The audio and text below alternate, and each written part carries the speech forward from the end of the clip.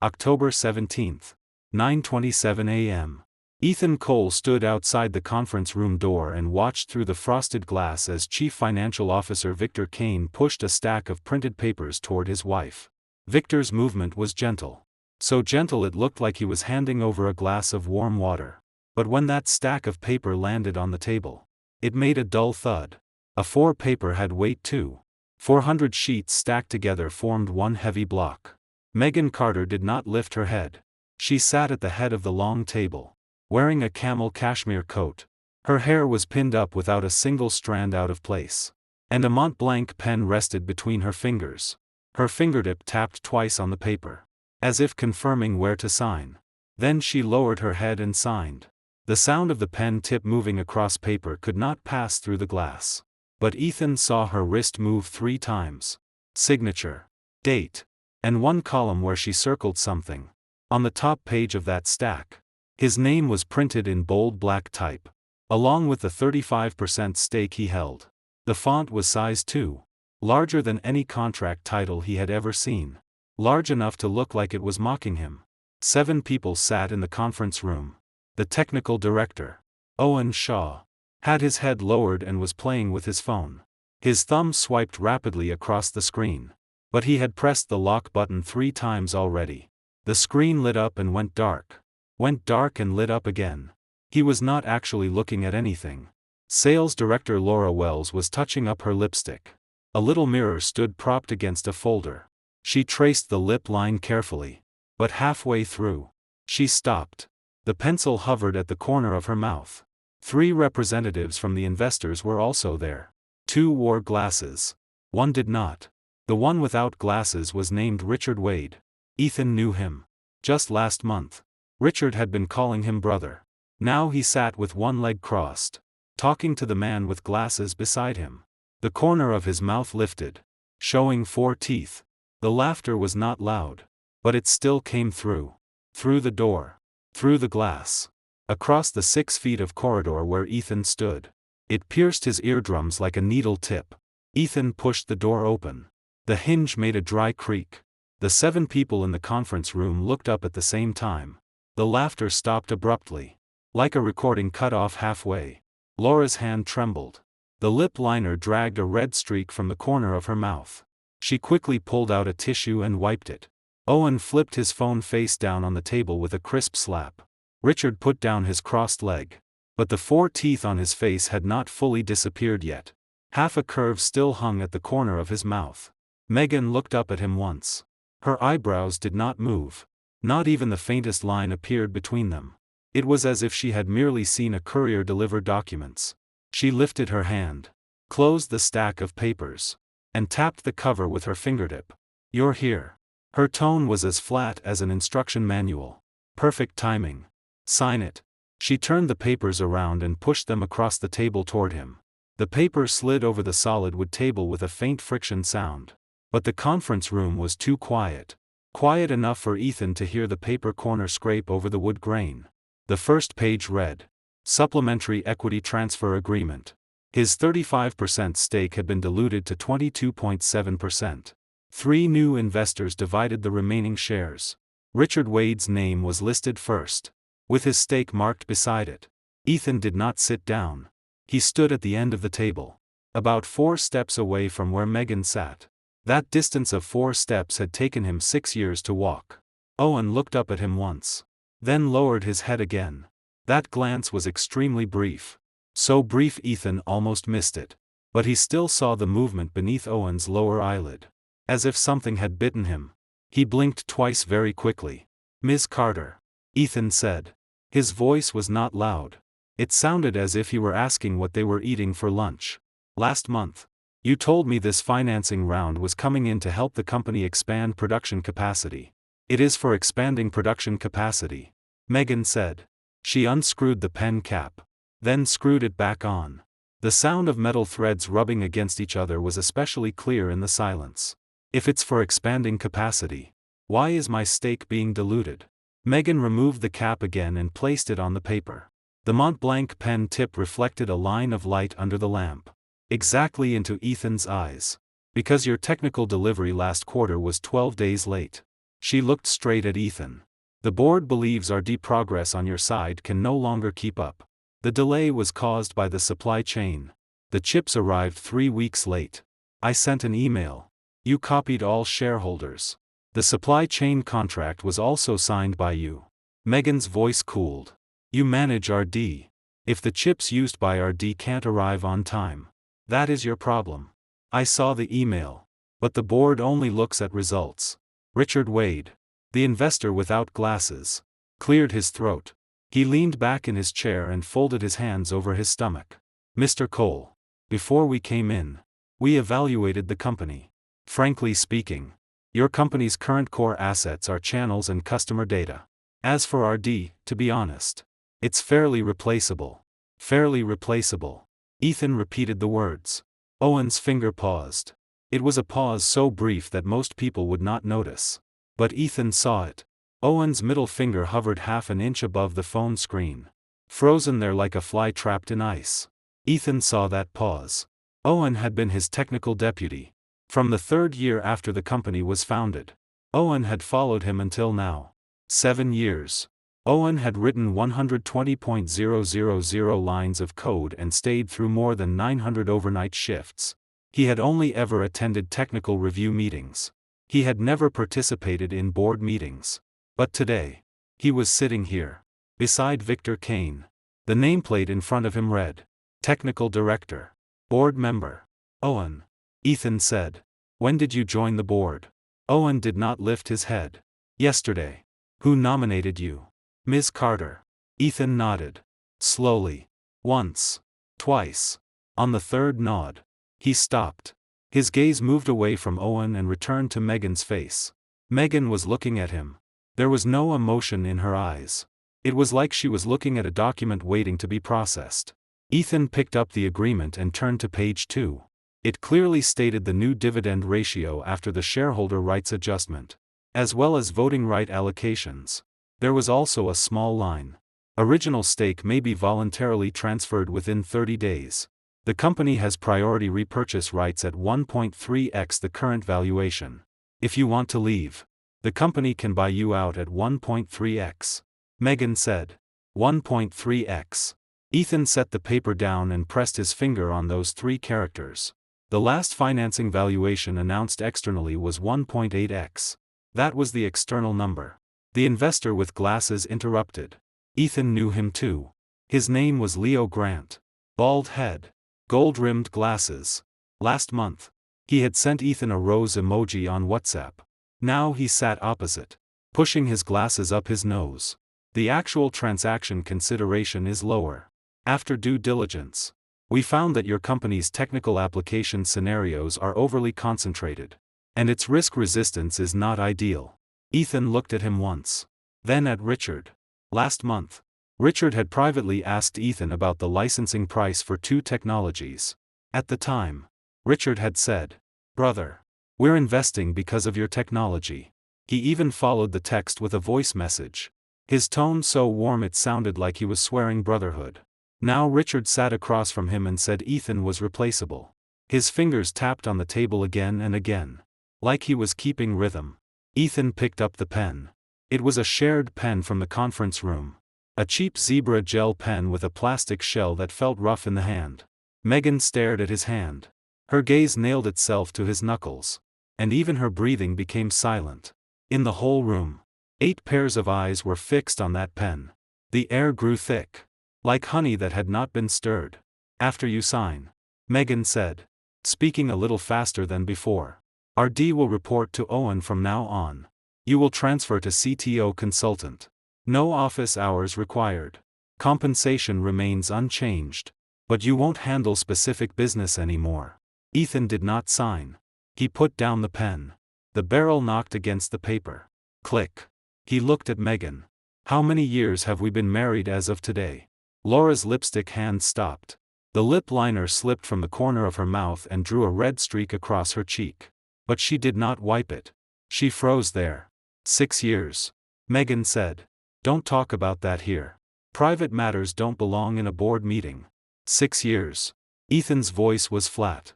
The day the company was registered, the first thing you said to me was, Ethan, It's you and me. We'll split the shares 50-50. I trust you. The corner of Megan's mouth tightened. Very quickly. Like a string plucked by a finger. The sound had changed. Though the string was still trembling. Before was before. She said. Before was before. Ethan repeated. He picked up the agreement. Folded it twice. And placed it into the inside pocket of his jacket. The paper pressed against his chest. Through shirt and skin. A coldness seeped in. What are you doing? Megan stood.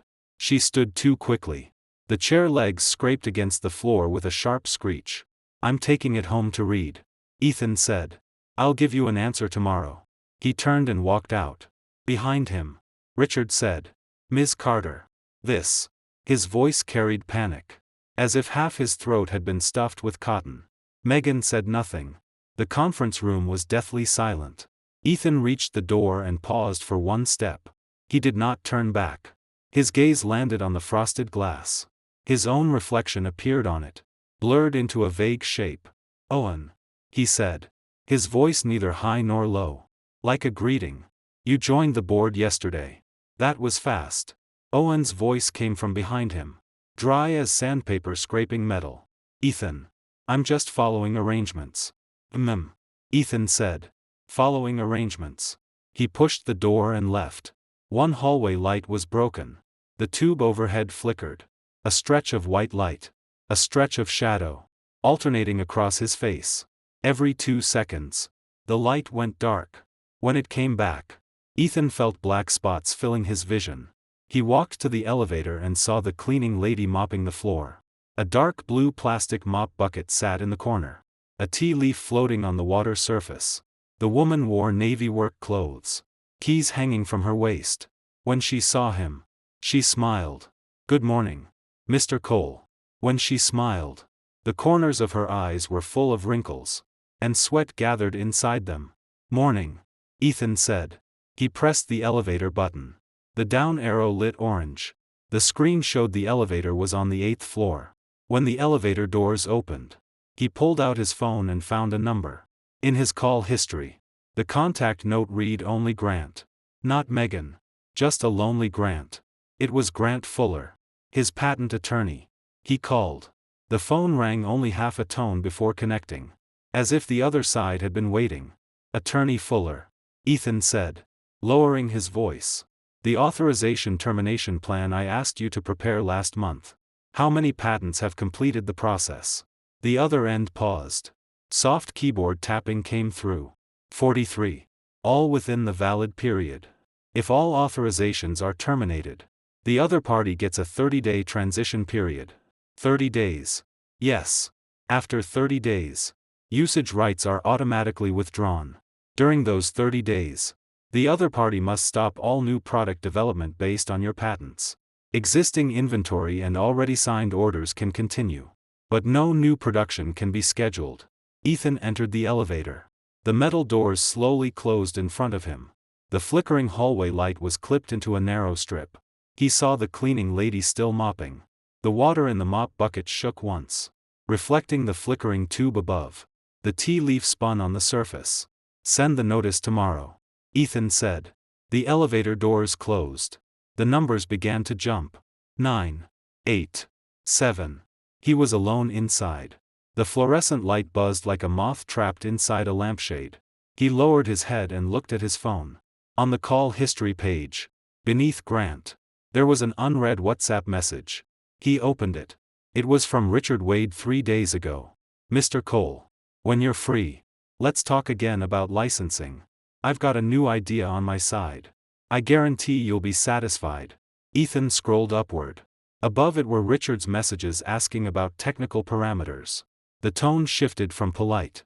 To warm. To almost fawning. The last message stopped 3 days ago. Ethan had not replied. The elevator reached the first floor. The doors opened. Cold air from the lobby poured in and lifted the hem of his jacket. The lobby was empty. The receptionist was eating breakfast. The smell of tea eggs drifted through the air.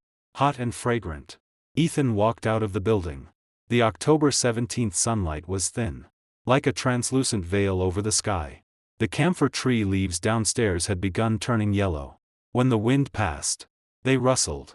And a few fallen leaves slid past his shoes. He stood on the steps and looked up at the 6th floor. The window of Megan's office was half open. The curtain billowed in the wind like a white sail. He withdrew his gaze and walked toward the subway station. When he passed the convenience store across from the company, the clerk was moving newly arrived boxed lunches inside. The plastic crates were stacked in 3 layers. The top crate leaned sideways, and the clerk reached out to steady it. Ethan stopped for one step. He saw the clerk grip the edge of the crate and push upward, his knuckles whitening with effort. Then Ethan kept walking. The phone in his pocket felt heavy, like a piece of coal that had not fully burned through. The next morning at 7, Ethan arrived at the company. When he arrived, the receptionist had not yet started work. Only emergency lights were on in the lobby. Blue-white light spilling from the 4 corners of the ceiling. He swiped his badge through the gate. The beep sounded especially loud in the empty lobby. The photo on his ID badge was from 3 years ago. Back then, he had no beard.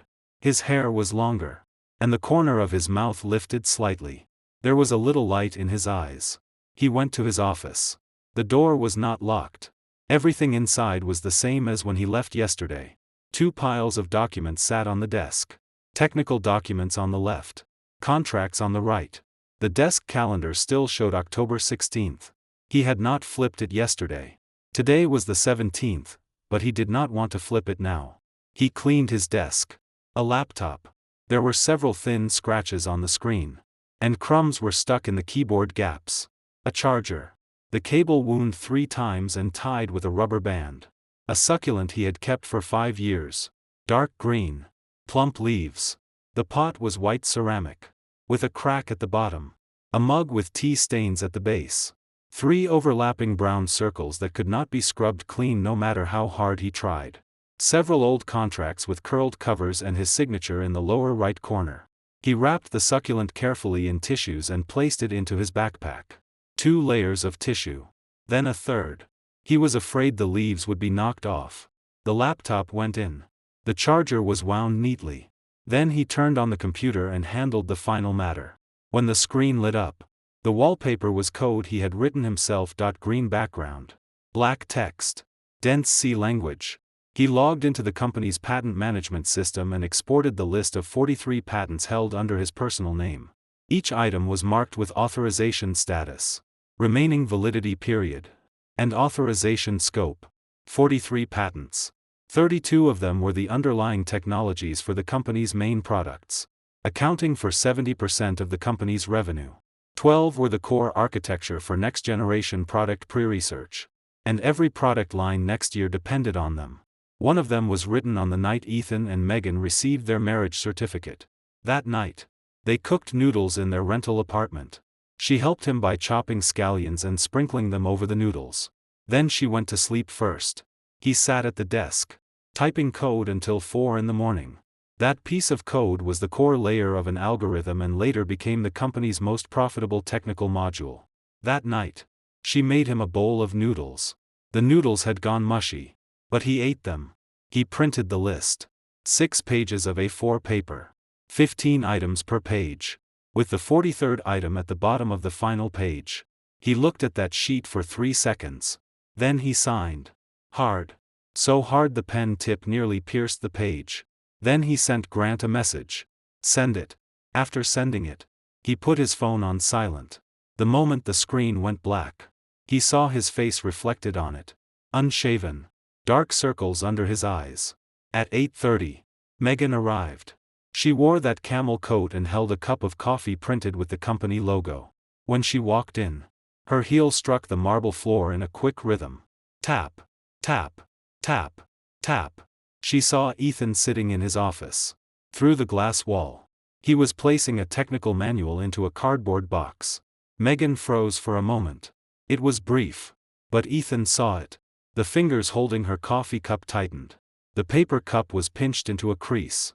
She pushed open his office door and walked in, placing the coffee on his desk. You didn't go home. I did. Ethan folded the cardboard box lid. Then I came back. Have you thought it through? I have. Ethan took a document from the drawer. This is my resignation letter. And my equity transfer application. According to what you said yesterday. 1.3x, I'll transfer everything. Megan took the document and flipped through 2 pages. Her gaze swept over the numbers. Then she looked up at him. You're really transferring? Yes. Ethan. If you move out of RD all these years, have your projects wrapped up. The new product architecture is still in your head. Who will take over after you leave? These years. Ethan said. His voice flat as if reciting a menu. I wrote 43 patents. The only company under my name right now is this one. The stake I'm transferring is 22.7%. But my patents are not under the company's name. Megan's fingers stopped between the pages. What did you say? Her voice lowered. The coffee in the paper cup shook. And one drop spilled over the edge onto the desk. I said. Ethan stood and swung the backpack over his shoulder. The strap scraped against the chair back with a rough sound. My patents are held in my personal name. The agreement authorizing the company to use them is signed annually. Megan's lips parted. The lips with muted rose lipstick opened and closed again. Like a fish short of oxygen. That agreement. Her voice was trembling. Trembling badly. The one signed last year is valid until midnight yesterday. Ethan finished for her.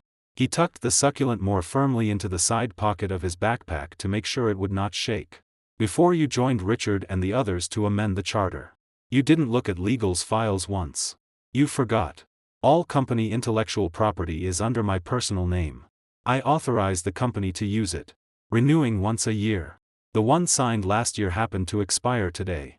Megan slammed the resignation letter onto the desk. The papers bounced up. 2 sheets flying out and landing on the floor. You prepared this in advance. When did you do it? I did. Ethan bent down, picked up the 2 sheets from the floor, and placed them neatly back on the desk. When you diluted me by 35% with the shareholders.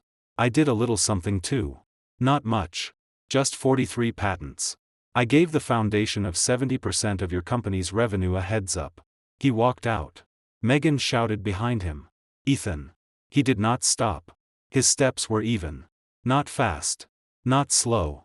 When he reached the glass door, he paused. Ms. Carter. He said. 30 days. Within 30 days. You can still use my technology. After 30 days. The materials in your warehouse and the orders on your production line will all become scrap metal and waste paper. He pushed the door and left. At exactly 9. Ethan walked out of the company building. The sun was up. October sunlight lay thin over the asphalt like satin. At the entrance of the convenience store downstairs, the clerk was again moving newly delivered boxed lunches inside. The plastic crates were stacked 3 layers high. The top one was leaning again. And the clerk reached out to steady it. Ethan stood at the entrance and watched the clerk align the crate edge. Push it twice. And finally stabilize it. He smelled the tea eggs from the convenience store. Hot and fragrant. Mixed with soy sauce and star anise. Like the horn call of morning. His phone vibrated. It was Henry from the testing team. Henry was 27. Had worked there 3 years. Did not talk much. And wrote clean code. When the call connected, the other side was chaos. There was background machine noise. People shouting. And the rustle of paper. Mr. Cole. Mr. Cole. Did you leave? I just received the system notification saying all authorized APIs are disabled starting today. Our production line. 3 testing instruments are all reporting errors. The logs show core library call failures. The underlying interfaces are all cut. We can't even pass the first quality inspection. There's a 30-day transition period. Ethan said. You can use it within 30 days. Existing inventory and orders can continue. But no new production scheduling. What happens after 30 days? What does the production line do after 30 days? Mr. Cole. There are more than 100 workers on the line. This morning's schedule already can't be carried out. Ethan did not answer. He hung up. The street grew busier. A delivery scooter passed between him and the convenience store. Honking sharply. The sound bounced twice between the buildings. A man in a suit hurried by.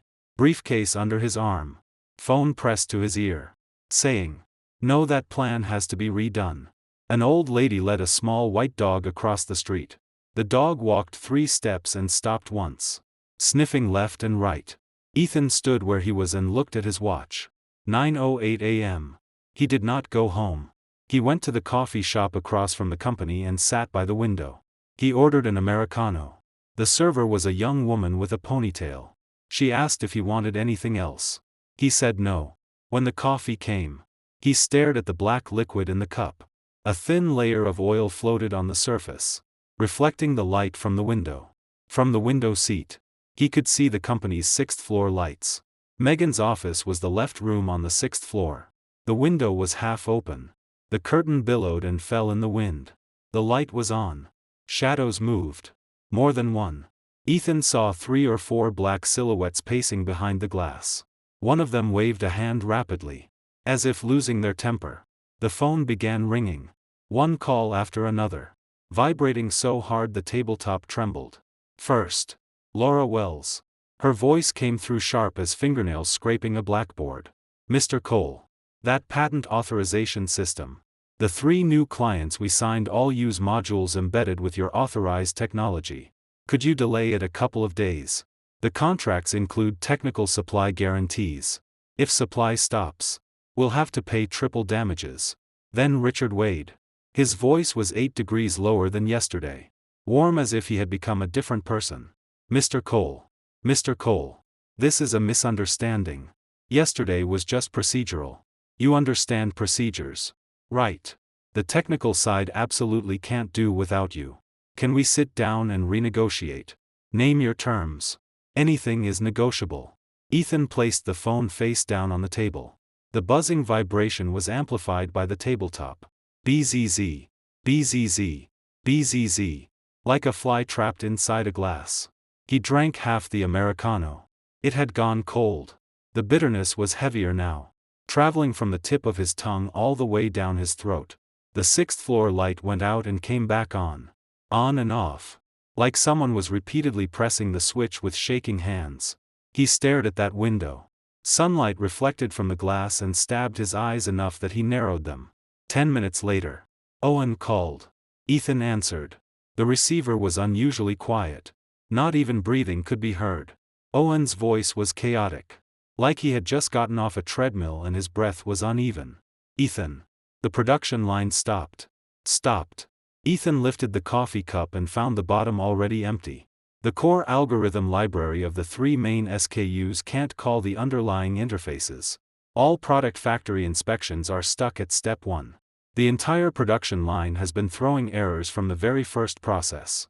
The industrial control screens are full of red text. Owen paused. The sound of his Adam's apple moving was magnified by the phone. Ms. Carter was on site just now. Her face was as white as the wall. She told every person in RD to hold an emergency meeting. No one could provide a solution. Owen. Ethan interrupted, his voice cooling. When you joined the board yesterday, did you know about this? The other side was quiet for 5 seconds. In those 5 seconds, Ethan heard Owen's breathing. Heavy. Like someone was gripping his throat. Ethan. Ms. Carter told me the licensing matter was already discussed between you two.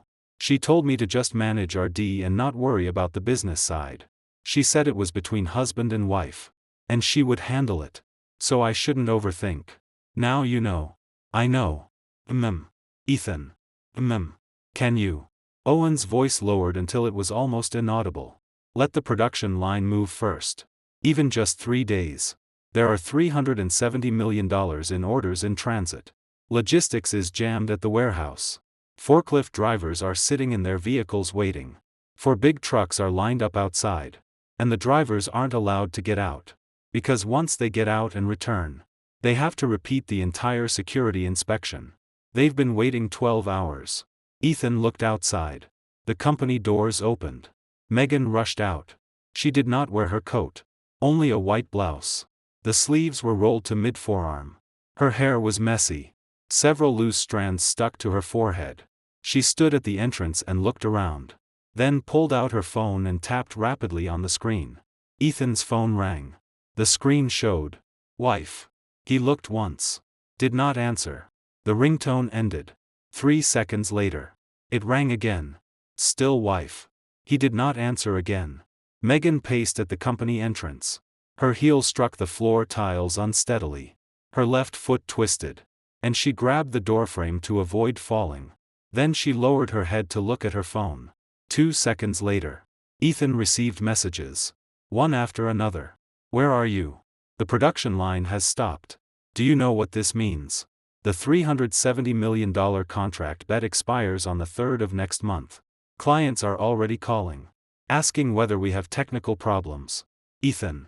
Reply to me. Ethan. I'm begging you. Ethan. Ethan watched the messages pop up one by one. Black words on a white background.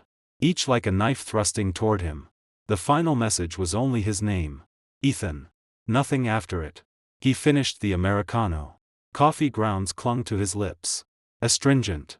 Then he sent Grant a message. Has the notice been sent? Grant replied. Sent. The legal representative signed at 8:50 this morning. The signer was your ex-wife personally. After signing, she stood in the mailroom for 40 seconds. Ethan put away his phone. He stood and walked to the coffee shop door. Sunlight slanted across his body, stretching his shadow long. Megan was still standing at the company entrance. Her back was to him. Her shoulders trembled. The hem of her white blouse lifted and fell in the wind. Again and again. Her left hand gripped her phone. Her right hand pressed against her chest. Her whole body looked like a bow pulled to its limit. He stopped 20 meters behind her for 2 seconds. Then he turned and walked away. He was heading toward the subway station. But he did not make it. Because Richard Wade's car stopped in front of him. A black Mercedes. The window rolled down. Richard's face leaned out from inside. His forehead was covered in sweat. His tie was crooked. And 2 buttons of his shirt collar were undone. Mr. Cole. Get in. Let's talk properly. Ethan looked at Richard. Richard's eyes were bloodshot. The lower lids were red. As if he had not slept all night. His fingers rested on the window frame. Knuckles white and trembling. That $370 million performance bet of yours. Ethan said slowly. You did 3 months of due diligence before investing. You didn't know the expiration date of my patent authorization. Richard's mouth opened. He seemed to choke on something. His Adam's apple moved twice. Yet he could not force a word out. Now I know. Richard finally said. His voice was hoarse. Like sand rubbing over sandpaper. Ethan walked around his car and continued toward the subway station. The sole of his shoe crushed a fallen leaf with a crisp crack. October 18, 11 a.m. The situation fermented faster than Ethan had expected. He had ridden 4 subway stops. And his phone had not stopped vibrating. Unknown numbers. Names from every corner of his contacts. People he had deleted 2/3 of but not all. The first person to come to him was not a client. It was Leo Martin. Leo was Ethan's college roommate. He slept in the bunk opposite Ethan and borrowed his meal card 27 times over 4 years. After graduation, he worked as a hardware distributor and later built his own terminal device company. His company was not huge, but not small either. Annual revenue around 70 to 80 million. He had a wide network in the industry. When his call came, Ethan had just sat down on the subway. Next to him sat a girl wearing earbuds, watching short videos with the sound on. It was a clip from some web drama. Ethan. I saw in the group that you shut down your wife's company. Leo's voice carried laughter. But beneath it was real concern. I didn't shut it down. Ethan said. There's a 30-day transition period. 30 days. Is that enough for them to reverse engineer your algorithm? That underlying dynamic encryption layer you told me about when you wrote it. The encryption key is bound to your personal biometrics. Nobody else can unlock it. Not enough. They can't even crack the first layer in 30 days.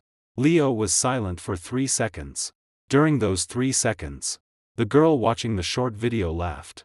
And someone in the video fell down. Then what are you planning to do now? No plan. Where are you? I'll come find you. Ethan gave him the name of the coffee shop. He still had 2 subway stops left. By the time he arrived, Leo was already there.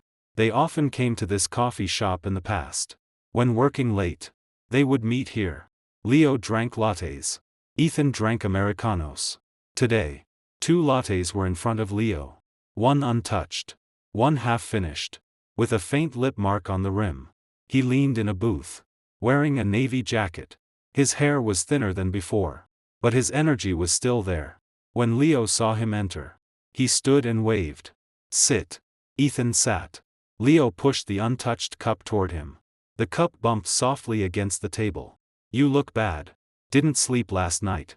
Lay down at 3. Woke at 5. Who the hell could sleep?" Leo leaned back and folded his hands over his stomach. "Tell me the truth.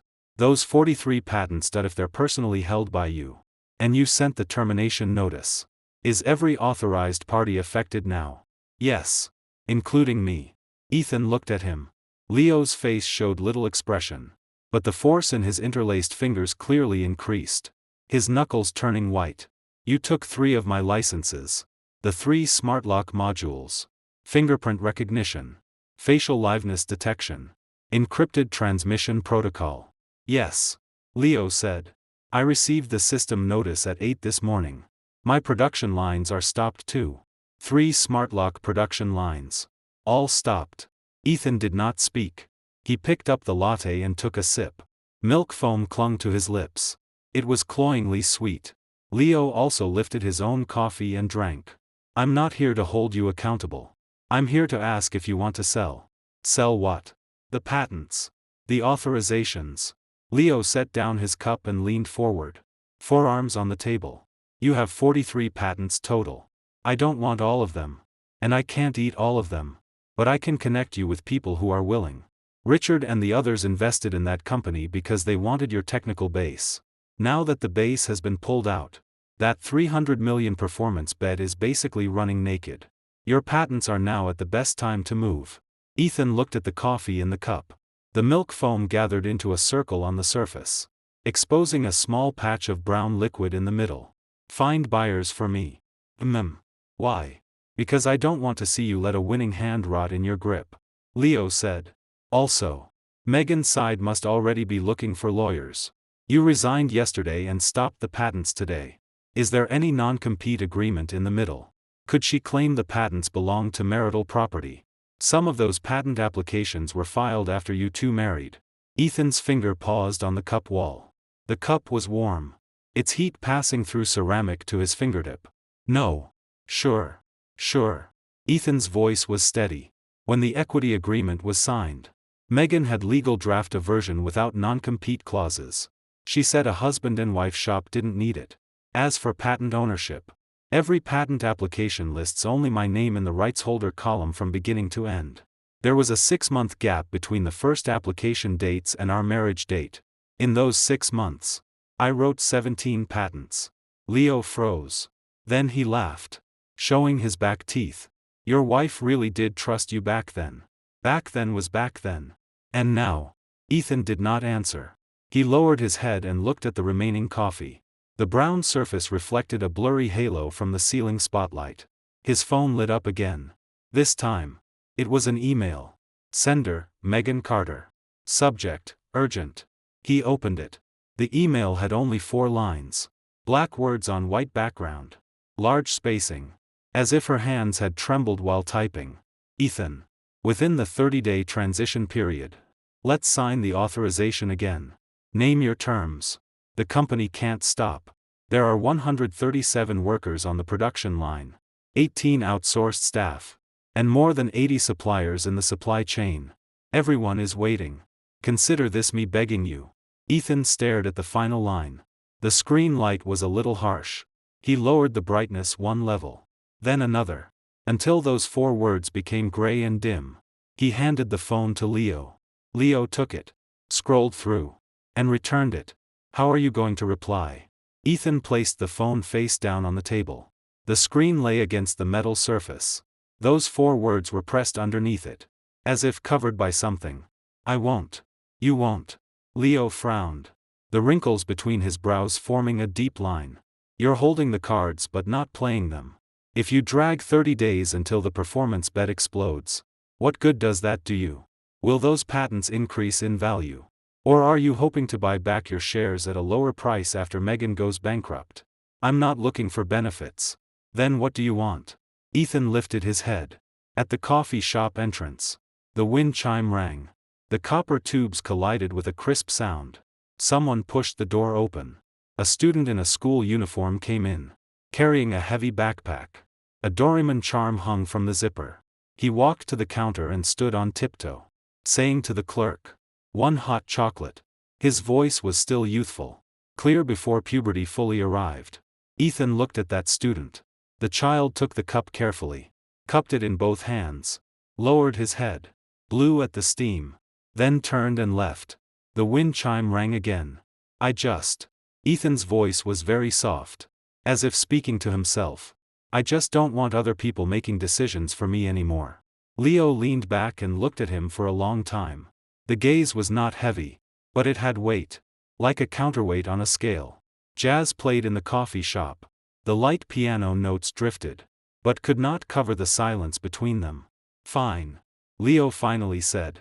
"I'll help you find buyers. But one thing that you need to think clearly. After you take these things back, it won't just be Megan's side that collapses. How many people in this chain depend on your technology to eat? Just among those I know, there are 17 small and medium-sized factories using your licensed technology. Behind each one are dozens of livelihoods." Ethan said nothing. He lowered his head and looked at the cup. The coffee had gone cold. The warmth had drained from the ceramic. Outside the window, sunlight shifted angles and refracted through the glass, leaving a small patch of rainbow on the tabletop. "Find buyers for me," he said. Leo nodded and took out his phone to scroll through contacts. October 20th, 2 p.m. The situation continued expanding. Ethan saw the news in an industry group chat. The group name was East China Hardware Technology Exchange. 342 members. Someone had screenshotted an announcement from Megan's company website. It said, "Due to technical upgrades, several product lines have temporarily suspended order intake. Estimated recovery time pending notice." The first reply below the screenshot. "Technical upgrades. Hilarious. Yesterday I just got a call from their procurement asking if we could delay a signed supply contract for 2 weeks. The group exploded. The first person to reply was a former salesperson from Megan's company. Account name Big Lou. With the note former sales director of XX Tech. He wrote, "Technical upgrades. Hilarious." The second was a supplier procurement manager surnamed Sunday specializing in PCB boards. "They have 30 million in materials sitting in the warehouse right now. I just came from their warehouse. Forklift workers were smoking at the entrance, saying the entire shift schedule was scrapped." The third was someone from the investment circle, noted as Old Wang, Gaucheng Capital. He sent a long voice message that converted into text. "I heard the former CTO left and took back all core patent licenses. The 3 investors flew over overnight for a meeting. I just saw Richard Wade at the airport.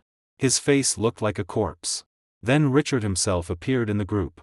His profile picture was a sailboat, and his Moments cover was a golf course. He sent, "Everyone, this is an internal adjustment and will be resolved soon. Please remain calm and do not spread rumors." A row of memes followed. The first was a facepalm laugh. The second was a crying laughing face. The third was a dog covering its eyes with its paws. Someone else wrote, "Mr. Wade, your performance bet expires next month. Right?" Richard did not reply. Ethan left the group. He was sitting inside a rental apartment. He had rented it only yesterday. He searched through apps for an entire afternoon, visited 3 agents, and finally settled on an old 1-bedroom apartment. Monthly rent, $2.800. The kitchen faucet dripped. Drop, drop, drop. The water landed in an enamel basin with a steady rhythm. Outside the window was an old neighborhood drying rack. Several faded quilts hung from stainless steel rods. Blue fabric with white flowers. When the wind blew, they billowed like sails trying to fly away. He placed the succulent on the windowsill. The white ceramic pot touched the marble ledge with a soft sound. The leaves were a little more wilted than yesterday, and one edge had begun to yellow, like dry skin cracking at the corner of someone's mouth. His phone rang again. This time it was an unfamiliar number. IP location showed Beijing. He answered. "Is this Mr. Ethan Cole? I'm a reporter from Finance Weekly. I'd like to schedule an interview with you regarding this patent retrieval incident." "No." He hung up. Then a second unknown number came in. Shanghai. He did not answer. The third was a text message. Hello. Mr. Cole. I'm with XX Capital. We'd like to talk to you about patent licensing transfer. Price is negotiable. He silenced the phone. Vibration off. Ringtone off. Screen face down on the coffee table. The coffee table was left by the landlord. Glass top. With an old newspaper pressed underneath. The date was March of last year. At 4:30 p.m. someone knocked on the door. Ethan looked through the peephole. The hallway's voice-activated light was broken. And the lighting was dim. But he still recognized the face. Unshaven. Hair a mess like a bird's nest. Wearing a gray jacket with oil stains on the sleeves. It was Owen. Ethan opened the door. The lock was a little rusty and turned stiffly with a creak. Owen stood outside. He looked thinner than last week. The flesh beneath his cheekbones had sunk in. And the dark circles under his eyes looked like he had been punched twice. The oil stains on the sleeves of his gray jacket were new. Still carrying a faint smell of machine oil. Ethan. Come in. Owen entered. He stood in the apartment for a while. His gaze sweeping from ceiling to floor. Passing over the phone lying face down on the coffee table. The succulent on the windowsill. And the enamel basin dripping by the kitchen door. His lips moved. He said nothing. Finally. He sat on the edge of the sofa. Especially forward. His knees almost touching the coffee table. His hands clamped between them as if he were cold. Ethan. The production line isn't stopped now. It's paralyzed. Owen's voice was dry as cracked earth. 30 days sounds long. But the worker shifts on the line can't be scheduled anymore. The assembly line can't move. Quality inspection can't pass. And all semi-finished products are stuck in the inspection channel. 3 pallets have piled up. This morning. 3 team leaders resigned. In the afternoon. Another one left. Ethan sat across from him. Unmoving. The sofa cushion sank under him. And a spring squeaked. Sit back. I can't sit. Owen said that. But still leaned back slightly. Ethan. I'm not here to persuade you to reopen authorization. Ethan looked at him. I'm here to resign. Resign. Yesterday.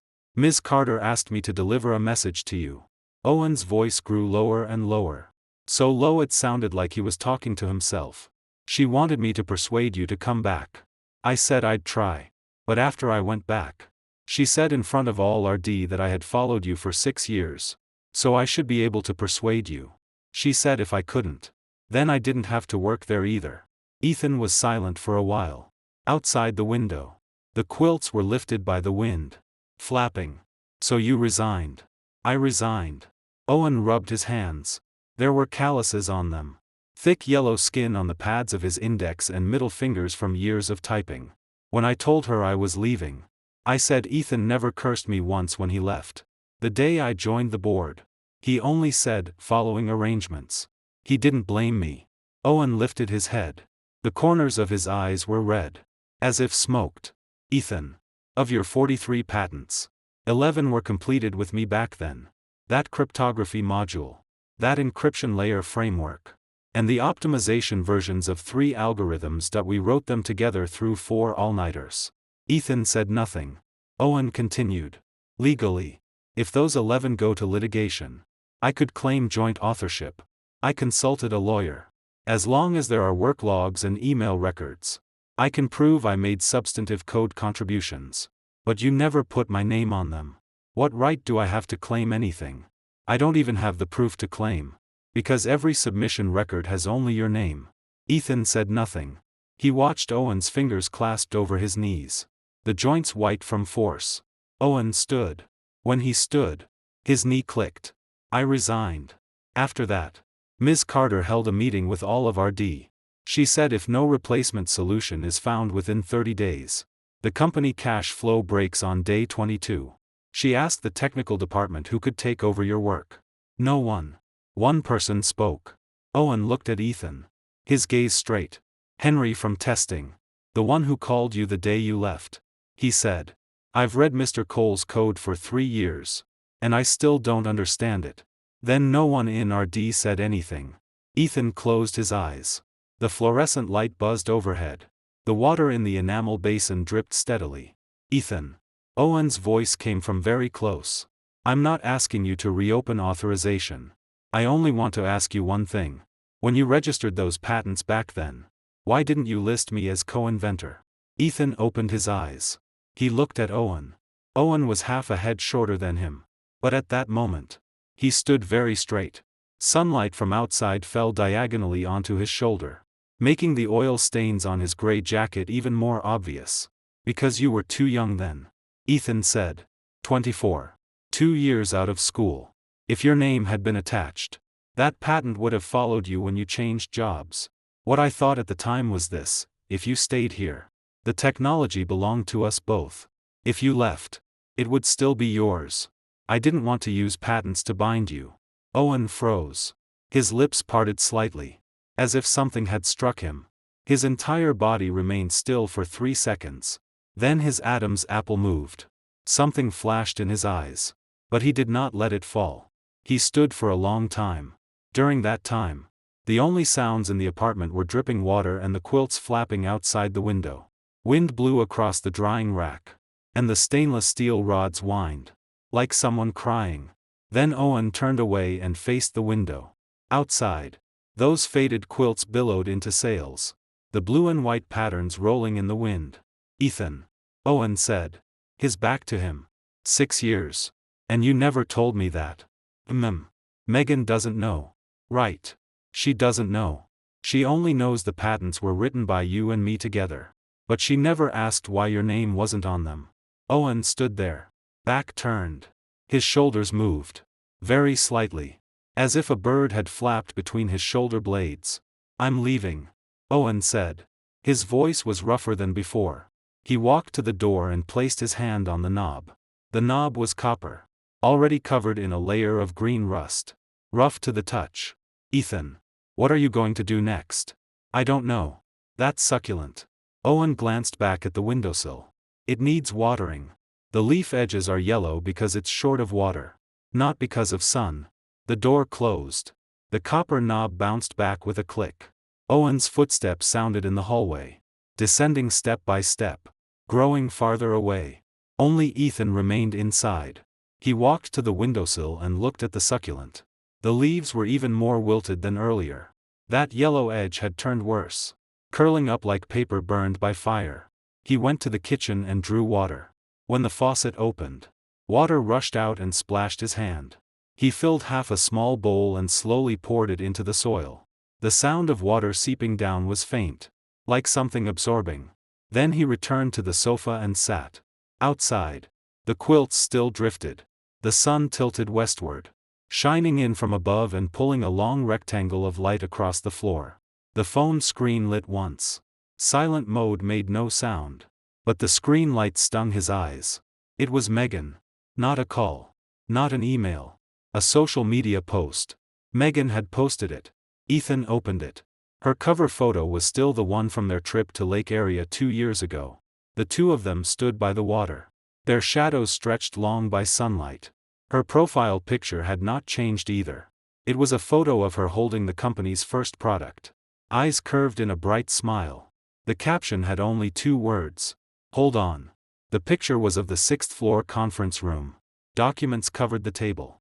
White pages spread across it, some with folded corners, some pinned down by coffee cups. In the corner was an empty coffee cup printed with the company logo. Beside it lay an untouched sandwich, the bread edges already dry. Ethan zoomed in on the picture. Next to the empty coffee cup was the corner of a document. On it was the logo of Richard's investment firm. Blue background, white lettering, 3 initials. Half the paper was pressed under the coffee cup, but one line was exposed within Ethan's zoomed-in view. In view of the material change in the invested company's core technical team, the investor reserves the right to terminate the performance bet agreement early. Ethan enlarged the image 3 times. The pixels were blurry, but the words were still legible. There was another line below it, completely covered by the coffee cup. He could not see it. He put down the phone. Outside, the wind stopped. The quilts hung still, no longer moving. The sun was about to set, staining the sky orange-red. October 21st, 10 a.m. Ethan went to the patent law firm. The firm was in an old office building in Jing'an district. The elevator still had an iron gate. When it opened, it clanged loudly enough to startle someone in the hallway. Grant's office was on the 5th floor. Room 508. The window faced a modern Lane house across the street. Grant placed a stack of documents in front of him. The A4 papers stood half a foot high. Every page bore blue cross-page seals. The legal status of all 43 patents has been confirmed. 17 are entering the renewal payment window. If not renewed, they expire in 3 months.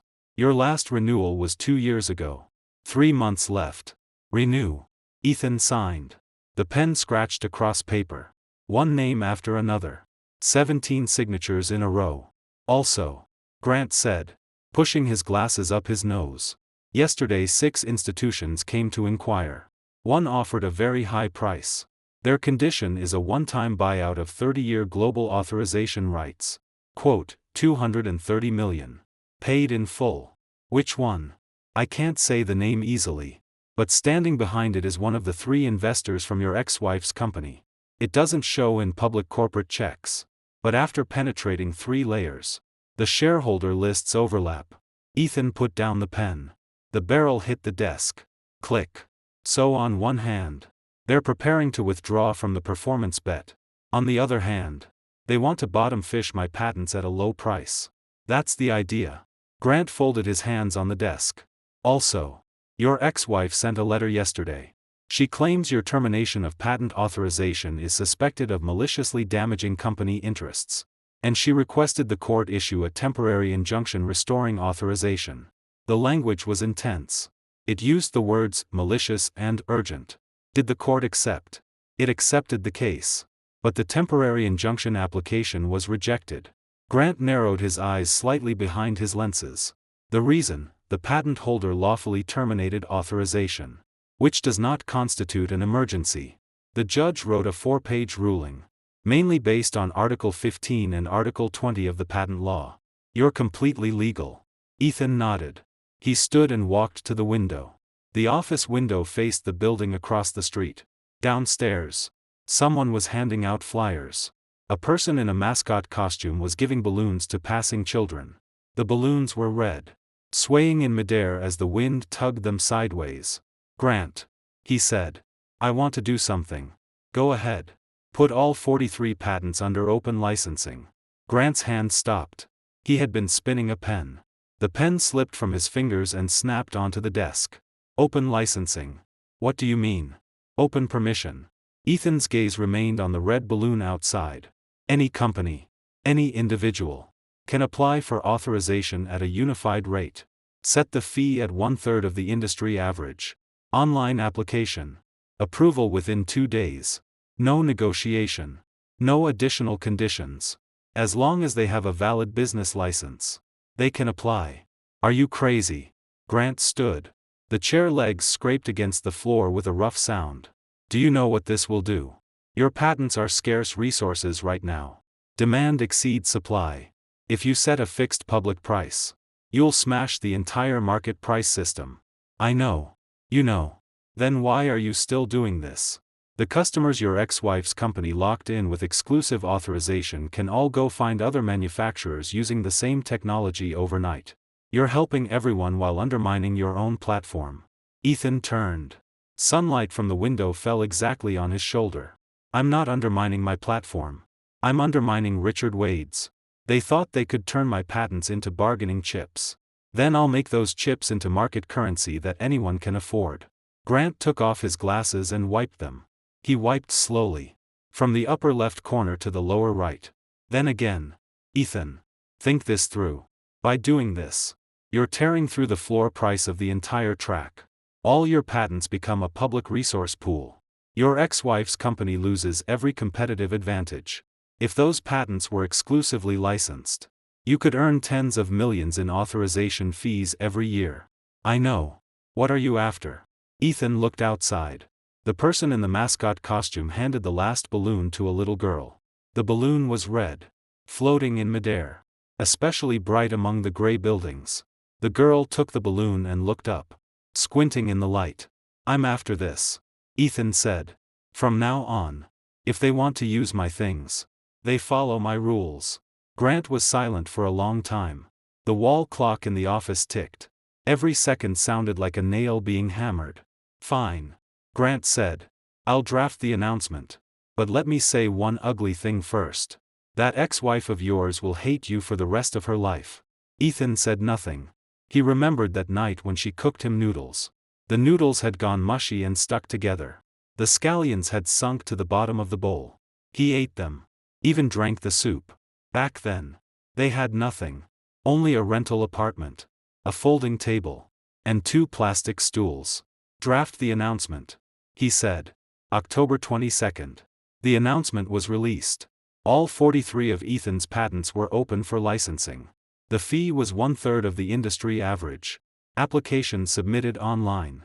Approval within 2 business days. No interviews. No additional clauses. Any business with a valid license could apply.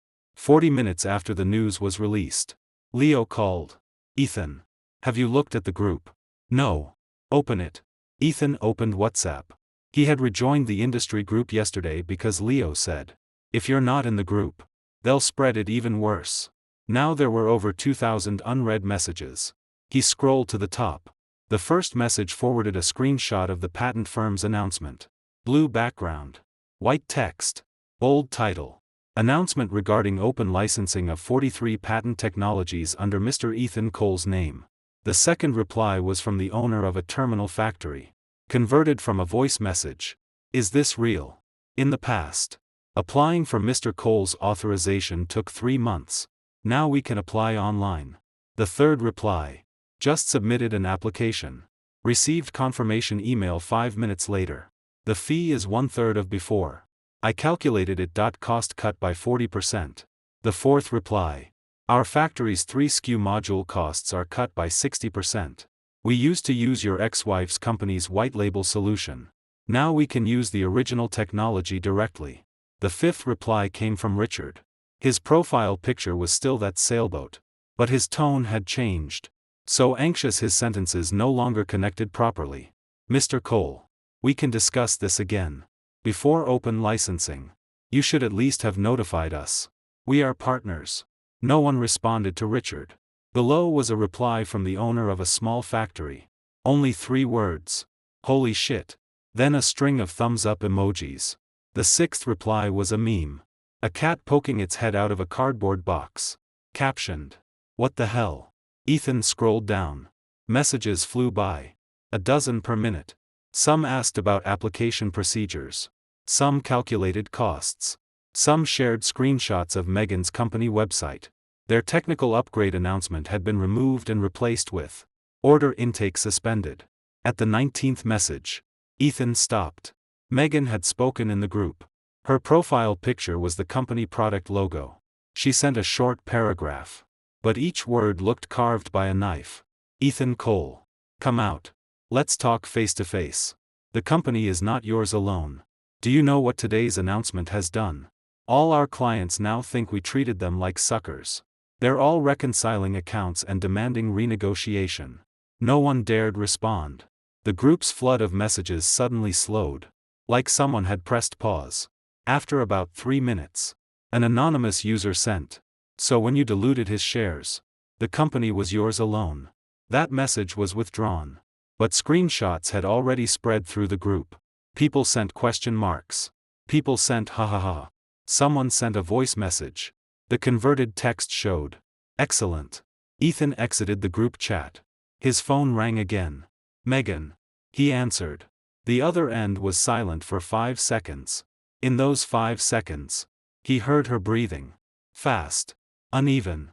Like she had just run a long distance. Then her voice came through. Very hoarse. Like her throat had been scraped with sandpaper. "Ethan. Where are you?" "Outside." "What exactly do you want?" "You opened licensing. And now every small factory can make our products. We have more than 40 million in inventory. And all clients are asking to cancel orders." Richard and the others sent a letter this morning saying they're exercising the performance bet termination right. "They're leaving us nothing." Ethan said nothing. He stood by the roadside. Across from him was a plane tree. Half its leaves had turned yellow. And when the wind blew, they fell. One leaf spun and landed by his foot. He lowered his head and looked at it. Say something. Megan's voice trembled. 6 years. Is this how you treat me? 6 years. Ethan said. His voice was flat, as if describing weather. How long did you think before joining others to dilute my shares? That was a business decision. So is mine.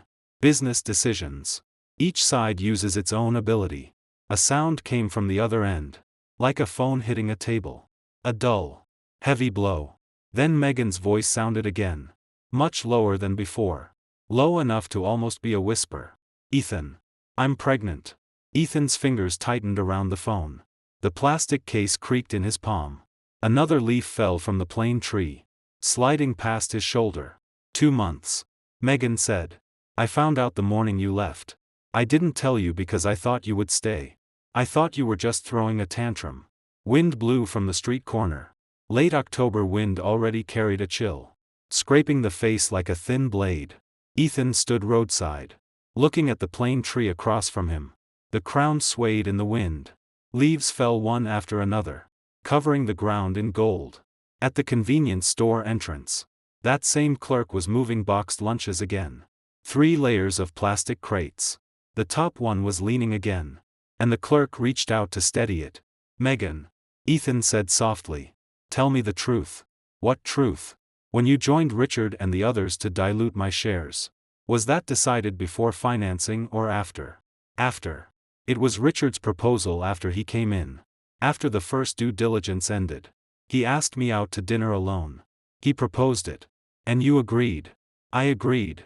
Did you know he privately came to me 3 times during due diligence, trying to buy my patent licenses? The other end fell silent.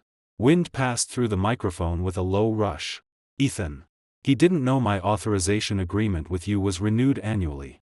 He thought the patents were company assets. He thought once he invested money, he had obtained the technical base. But after investing, he discovered the base wasn't inside the company. That my patents were independent of it. So he had you dilute me, force me out, then buy my patents at a low price. Step by step. Every step calculated. Ethan. Richard said. He told me all of this was for the good of the company.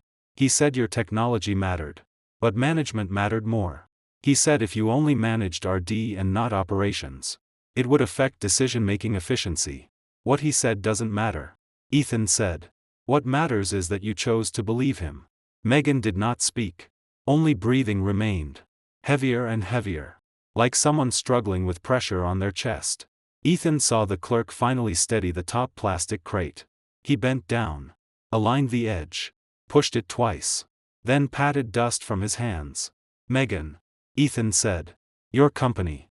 Your investors. Your performance bet. None of it has anything to do with my patents anymore. He hung up. He stood in the wind. The phone screen still lit. On it was a message Grant had just sent. 2 hours after the announcement. Applications surpassed 200. Industry response is enormous. Also, your ex-wife's 3 investor representatives will hold an emergency board meeting this afternoon. Richard Wade's partner has reportedly booked a flight and arrives tomorrow morning.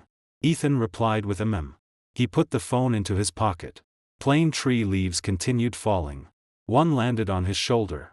He pinched it between his fingers, looked at it, then let it drift away. On the way back to his rental apartment, he passed a flower shop. In front of the shop was a row of succulents. All colors. Pink, green, red-edged. Planted in small ceramic pots and neatly arranged on wooden shelves. The owner was an old lady wearing a floral apron, watering flowers. Fine mist sprayed from the nozzle, forming a small rainbow in the sunlight. Young man. Buy one. Easy to keep. Doesn't need much care. The old lady saw him stop and greeted him with a smile. Ethan looked toward the direction of his windowsill. The apartment was on the 3rd floor. From where he stood, he could see that window, with beige curtains half drawn. No, he said. I have one at home. He returned to the building and climbed 4 flights. The hallway's voice-activated light was still broken. He went up holding the rail, his fingers brushing rust and dust. He took out the key and opened the door. The lock core turned twice before popping open. The succulent still sat on the windowsill. Its leaves were no longer wilted. After yesterday's watering, they had lifted slightly. The yellowed leaf remained yellow, but the new leaves underneath were bright green. Sunlight slanted through the window and landed on the leaf tips, coating them with a thin layer of gold. Ethan walked over and stood for a while. Sunlight warmed the back of his hand, and through the skin, he could feel blood pulsing. Then he picked up his phone and opened his contacts. At the bottom was a note named Owen. He opened the chat. The previous conversation was 3 months ago. Owen had sent him a technical document link and said, "Ethan, take a look and see if this idea is right." Ethan had replied, "Right. Today." He typed 4 words. "Owen. Come back. Send." He stood by the windowsill and looked at the succulent. Outside, the faded quilts on the drying rack were lifted by wind again, flapping. In the distance, pigeons flew by. The faint sound of their wings and whistles drifted closer, then farther away, like ripples expanding on water. Sunlight fell on the back of his hand. He lifted his hand and touched one succulent leaf. The leaf was cool. Its smooth surface had a thin powdery layer. He remembered that Megan had bought this succulent 5 years ago. They had just moved into their first home, a 2-bedroom apartment, 30-year mortgage. Megan returned from the flower market carrying 2 succulents. One was this one. The other was the same species. She said, "These are easy to keep. They don't need watering every day. You forget things when you get busy. But this won't die." She placed one on the TV cabinet in the living room and the other on the windowsill of his study. Later, when they moved the company, the living room one went to her office. The study one stayed with him at his workstation. Later, the 2 succulents separated. The living room one sat on the corner of her office desk. The study one left with him. He withdrew his hand. The phone vibrated. Owen replied with 2 words. "What time?" Ethan looked at the screen. Outside, the pigeon whistles faded. The flock crossed the outline of the high-rise buildings, becoming a dozen black specks before melting into the clouds. Sunlight still came through the window, painting a long golden rectangle on the floor. The succulent stood quietly on the windowsill, its leaves glowing faintly. He typed 3 words. "See you tomorrow. October 23rd, 8 a.m. Owen arrived. When Ethan opened the door, Owen stood outside with a backpack. The zipper was not fully closed, and half a keyboard cable stuck out. He had shaved. His hair had been washed. He wore a clean white t-shirt and a black jacket over it. He looked completely different from 3 days ago, as if washed clean by water. "Ethan, come in." Owen entered. This time, he did not stand around in a daze or sit too far forward. He naturally walked to the sofa and Saturday placing the backpack by his feet. He looked at the succulent on the windowsill. "You watered it." "I did. It's recovering. Don't remove the yellow leaf. Let it fall on its own." Ethan sat across from him. There were 2 glasses of water on the coffee table, already poured. He pushed one toward Owen. Owen accepted it, drank, and set it down. "Ethan, I thought about what you said yesterday." "Which part?" "The part where you said you didn't want to use patents to bind me." Owen looked at the ripples on the surface of the water. "All these years, I kept wondering what I was after following you for 6 years and writing so much. My contract with the company says, technical supervisor, but what I did had long gone beyond supervisor work. The day you left, Ms. Carter made me sit on the board. I sat there. But I knew in my heart that I wasn't sitting there because of my ability. I was pushed out to replace you." Ethan said nothing. "Then I went to your office and looked around. Your succulent was gone. Your computer was gone. But your mug was still in the drawer. The one with tea stains at the bottom." Owen's voice slowly steadied. "I held that mug and looked at it for a long time. You used that mug for 5 years. The tea stain at the bottom had 3 layers and was never scrubbed clean." "Couldn't scrub it clean," Ethan said. "Couldn't scrub it clean," Owen repeated. Then he smiled. The smile was faint. "But clean. Ethan. I'll follow you." "Good. I can bring 7 people. Henry from testing, the one who called you the day you left, came to me himself yesterday. 2 front-end engineers. 1 embedded engineer. 3 algorithm engineers. They're all willing to leave. Megan sighed. Can't even pay this month's salary. Investors are withdrawing. And suppliers are blocking the door demanding payment. Ethan stood and walked to the windowsill. Sunlight shone on the succulent leaves. He reached out and touched the yellowed leaf edge. The leaf trembled slightly between his fingers. You're not leaving alone. Ethan said. Give me the list. I'll have Leo coordinate. He has space, equipment, and channels. Whatever is missing, we fill it. Owen froze. Leo. Your college roommate. He came to me yesterday. His 3 SmartLock lines stopped. But he has kept the workers and hasn't laid them off. He said if I'm willing, he can take people over and transfer part of the equipment. Owen was silent for a moment. Then slowly nodded.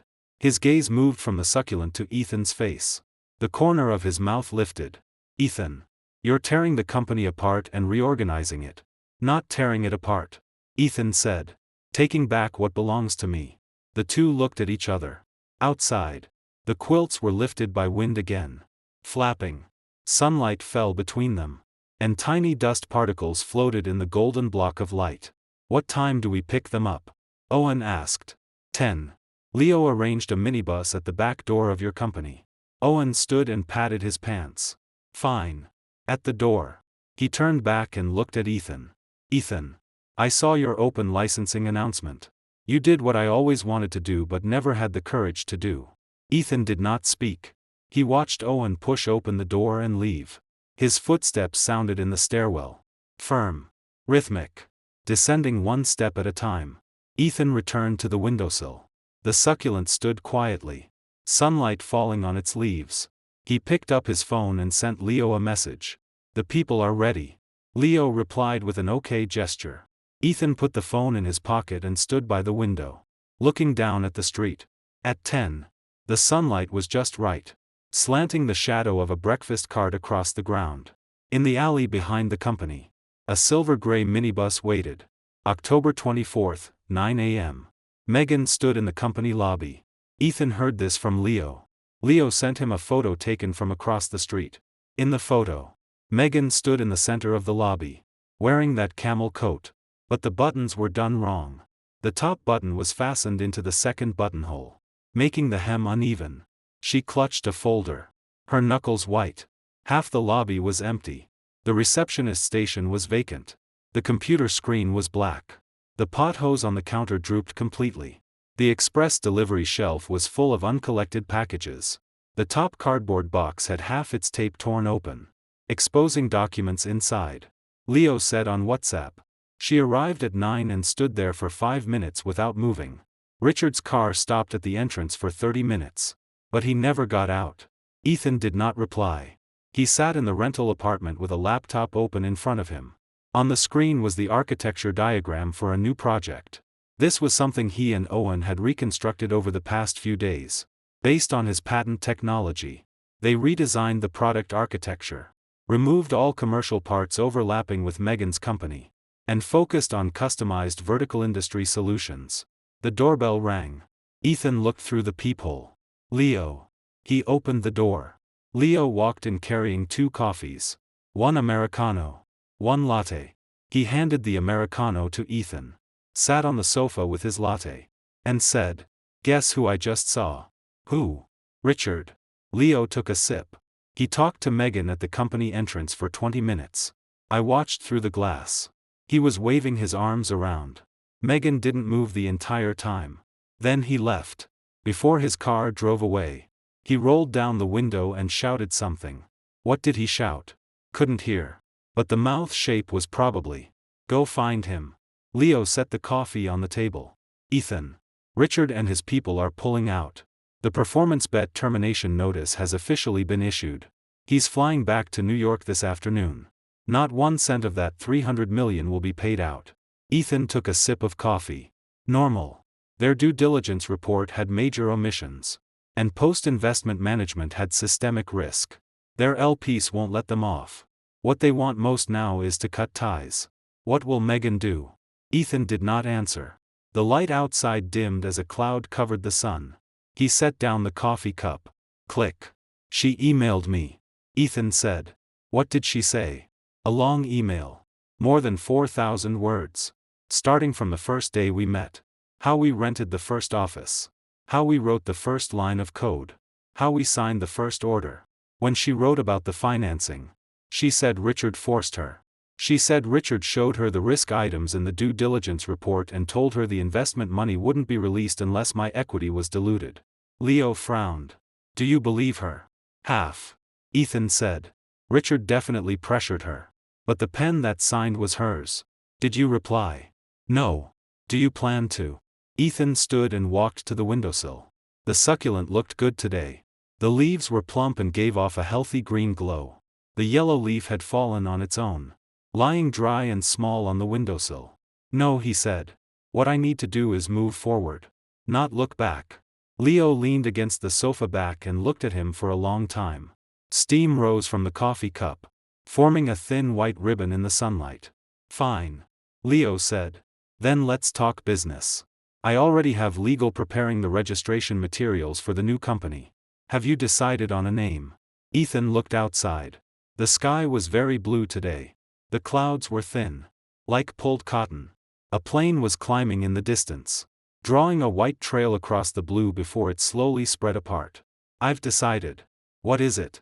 Silent Core Technologies. Leo froze. Then laughed. Silent. Like you. Quiet and ruthless. Not bad. Leo stood and patted Ethan's shoulder. Come on. I'll show you the new site. It's on the street next to Megan's company. About 200 meters away. Ethan picked up his coat. At the door. He looked back. The succulent stood quietly on the windowsill. Sunlight covered it, placing a warm, fine glow over the leaves. He closed the door. The lock core clicked twice. The hallway's voice-activated light came on. He walked downstairs step by step, footsteps echoing through the stairwell. Leo walked 2 steps ahead. Their shadows were stretched long by the stairwell light and overlapped. When they walked out of the building, sunlight rushed at them. Late October was neither cold nor hot.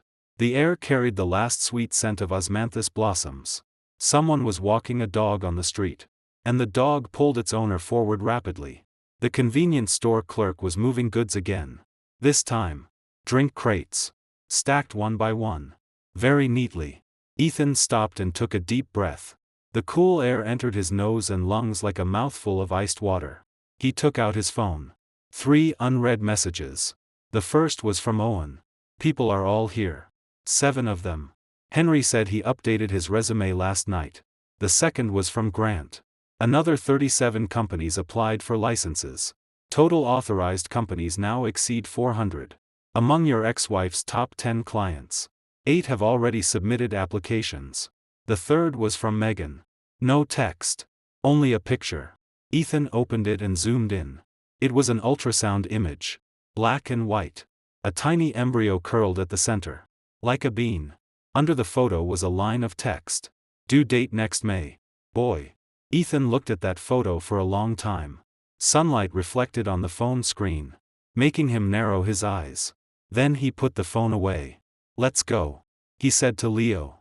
They walked side by side toward the street corner. Plane tree leaves continued falling, one after another. Yellow, brown, covering the sidewalk. When stepped on, they made a rustling sound, like stepping over a thin layer of shredded paper. Sunlight leaked through the leaves and printed scattered light patterns across them. November 1st. Silent Core Technologies opened. The site was in a building Leo helped find. 3 floors and a small courtyard. In the courtyard, an osmanthus tree still held its final batch of blossoms. The fragrance thick enough to feel solid. Owen led 7 R&D engineers on the 2nd floor. Debugging equipment. Machines hummed. Leo's people were wiring the network on the 1st floor. Electric drills rose and fell. Ethan stood in the courtyard, holding a cup of coffee he had not yet drunk, looking at the brand new bronze plaque at the entrance. Silent Core Technologies LLC. The letters were engraved on a deep blue base. Sunlight struck it, and the words shone brightly. His phone rang. Leo. Ethan. Open the door. Someone's outside. Ethan walked to the entrance. He pushed open the door. A person stood outside. Megan. She wore that camel coat. This time, The buttons were fastened correctly. And her hair was pinned up neatly. But she had lost a lot of weight. Her collarbones showed at the neckline. Like two raised nails. She held a paper bag printed with the logo of the company that had already stopped production. They stood facing each other across the doorframe. The scent of osmanthus drifted from the courtyard.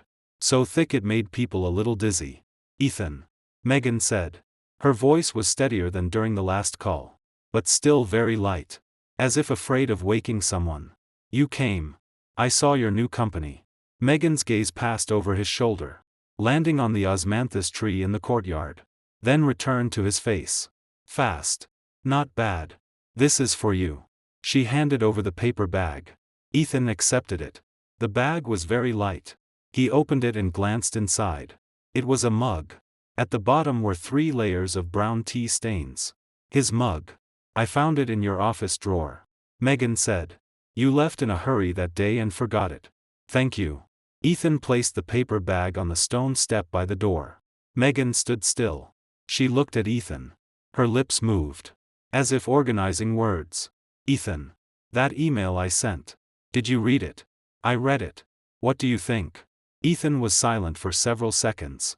From inside the courtyard, Owen shouted. "Ethan. Come look at this interface." Ethan did not turn around. "Megan," he said. "I believe what you wrote in the email. Richard pressured you. You made the wrong decision. But that isn't the key point." "What is the key point?"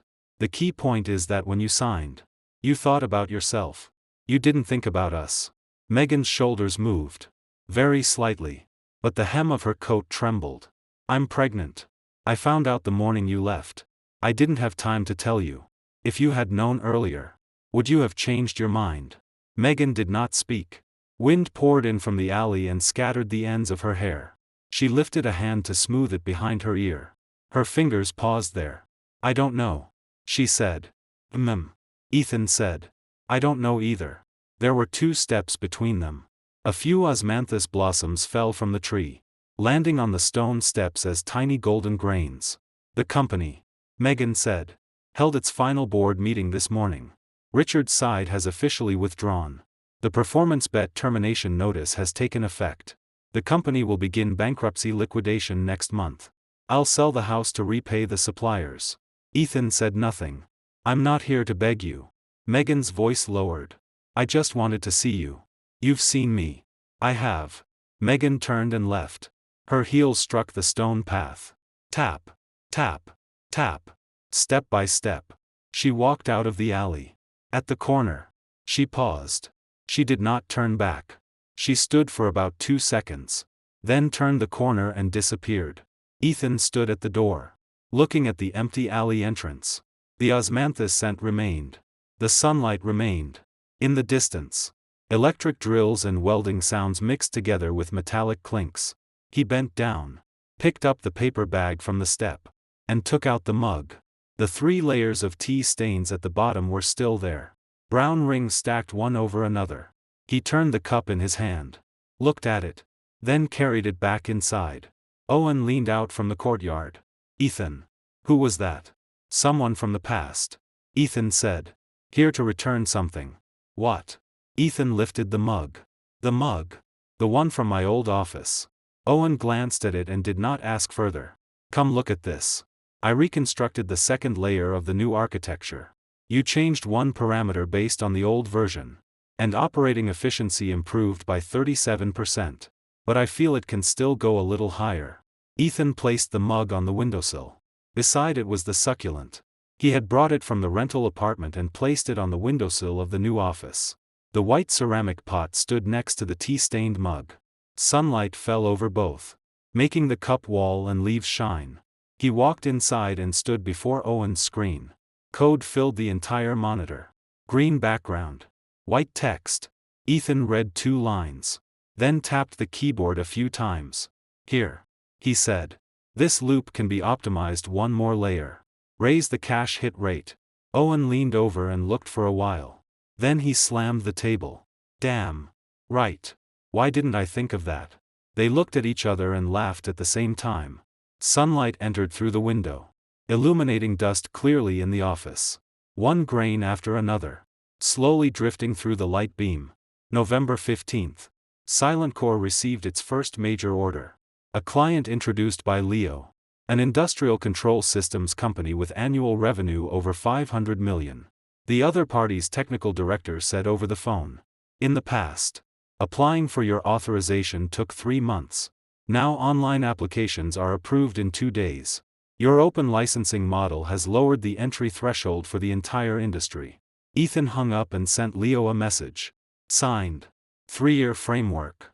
Leo replied instantly. Drinks. That night, they met at the barbecue place on the street corner. Owen, Henry, Leo, and 2 newly joined RD engineers. 6 people sat around a stainless steel table. Smoke from grilled skewers rose upward into the exhaust fan above. Beer bottles clinked together. After Leo drank his 3rd bottle, his face turned red. Ethan, do you know what the industry calls you after that open licensing announcement? What? They call you the table flipper. Leo held up his beer bottle.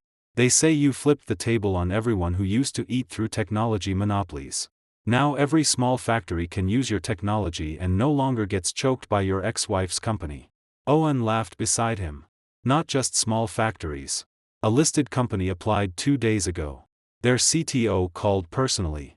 Ethan leaned back in his chair, spinning an unopened bottle of beer in his hand. The light in the restaurant was warm yellow, casting crooked shadows on everyone's faces. His phone vibrated on the table. He looked down. Megan. She had posted a social media update. The caption had only 2 words. Start over. The picture showed a desk. On the corner sat a succulent. Green. Plump. Glowing in sunlight. Ethan recognized it. It was the same species as the 2 succulents she had bought back then. In the corner of the photo, there was an open book. The cover read, Python Programming, From Beginner to Practice. Ethan looked at it for a long time. Leo leaned over and glanced. Megan posted that. What happened to her? She seems to have started learning programming again. Ethan's voice was flat. Leo froze. Didn't she used to handle sales and operations? Why is she writing code now? I don't know. Ethan turned the phone face down on the table and took a drink. The beer was cold, running from his throat all the way into his stomach. Owen picked up a piece of grilled eggplant and swallowed after a few bites. Ethan. Actually, the day I went to your rental apartment, I saw her on the way. She was in the bookstore behind the company, buying Introduction to Algorithms. I thought I had seen wrong. Ethan did not speak. Water droplets slid down the cup wall and spread into a small wet patch on the table. An old song played on the barbecue shop radio. A woman's voice. Lingering and sorrowful. Skewer sticks lay scattered across the table. Peanut shells piled into a small mound. The exhaust fan hummed, pulling smoke upward and dispersing it. Leo opened the final bottle of beer and poured a round for everyone. Enough. No more talking about that tonight. He raised his glass. To Silent Core's first major order. Glass cups clinked together. Foam spilled out in several drops and landed on the table. To Silent Core. Owen said. To Silent Core. The others followed. Ethan raised his glass and drank. The beer was warm now, with a faint malt bitterness. Outside the window, streetlights had come on. Orange light entered through the glass, outlining each person with a warm edge. When he set down the cup, his eyes swept toward the direction of the windowsill. The succulent was not there. It was in the office, standing on the windowsill beside that tea-stained mug. Tomorrow morning, he would go to the office. He would water the plant. He would open the computer. He would continue writing code. Day by day. That was how life would continue. November 30th. Megan's company officially entered bankruptcy liquidation. Ethan saw it on the news. The local finance channel broadcast a 30-second brief. The image showed the company entrance. The logo had been removed. A lighter rectangular mark remained on the wall, like an unhealed scar. The image flashed by, and the anchor moved on to the next news item. He turned off the television. On the second floor of Silent Core, the succulent on the windowsill looked very good today. The leaves were full and round, growing outward in layers from the center. The outermost layer carried small new shoots, tender green with a faint pink edge. Beside it, The tea stains inside the mug were still there. But every day, he poured new tea into it. Another brown layer had begun to form along the cup wall. Owen pushed open the door and came in. "Ethan, the second quarter production schedule is out. Take a look." Ethan took the folder and flipped through 2 pages. "Fine.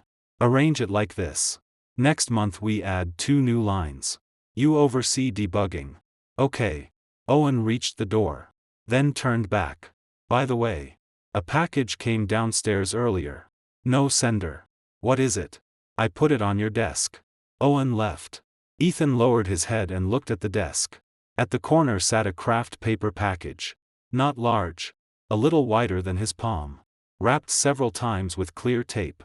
He picked it up and weighed it. Very light. He opened it. Inside was a photo in a white envelope. It was the ultrasound photo. The tiny bean-shaped embryo curled there in black and white. On the back, written in pencil, was one line. Due date, May 17th. There was also a note in the envelope. The handwriting belonged to Megan. Ethan recognized it. Her characters were rounded. And the final stroke of each word habitually hooked upward. "Ethan. The company has been cleared. The house has been sold. And the debts have been repaid. I'm living at my parents' house now. Every morning at 6. I get up to read code.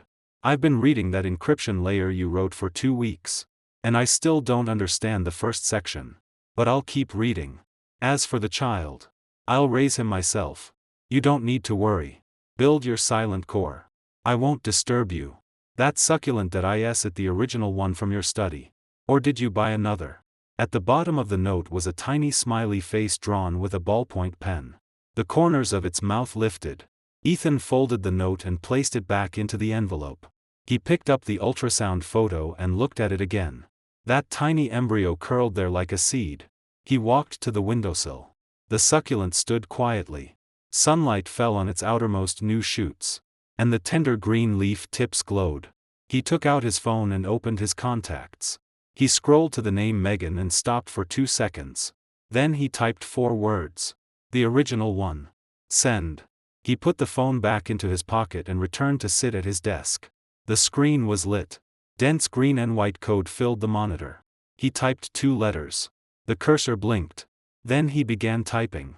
Sunlight entered from outside and landed on his back. Warm. The succulent was quiet. Its leaves had a fine layer of tiny hairs that gave off a soft glow in the light. From upstairs came the sound of electric drills. Sharp metallic tapping. Owen was calling for people to move equipment. His voice carrying from the 2nd floor to the 3rd and bouncing back. Someone was laughing. The laughter mixed with drilling and became hard to identify. Ethan's fingers moved across the keyboard. Lines of code began appearing on the screen. Sunlight moved inch by inch from the windowsill to the back of his hand. Then onto the keyboard. Dust in the keyboard gaps was clearly illuminated inside the light beam.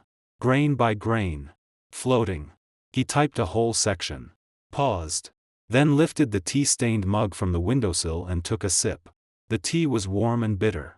It circled on the tip of his tongue. Then slowly dissolved, leaving only a faint sweetness. He continued typing. Outside. Pigeons flew past. Their whistles drifted from far away, came closer, then faded into the sky. On the tip of one succulent leaf sat a tiny droplet of water. Perhaps it had splashed there when he watered it in the morning. Or perhaps it was something else. The droplet shone under the sun like a transparent bean, quietly waiting on the green leaf tip for the wind to blow it down. Ethan did not see that droplet. He was looking at the screen. On the screen, the architecture diagram of the new project was forming frame by frame, like a building being constructed. All right. That's all for today's story. Please remember to subscribe and leave a comment.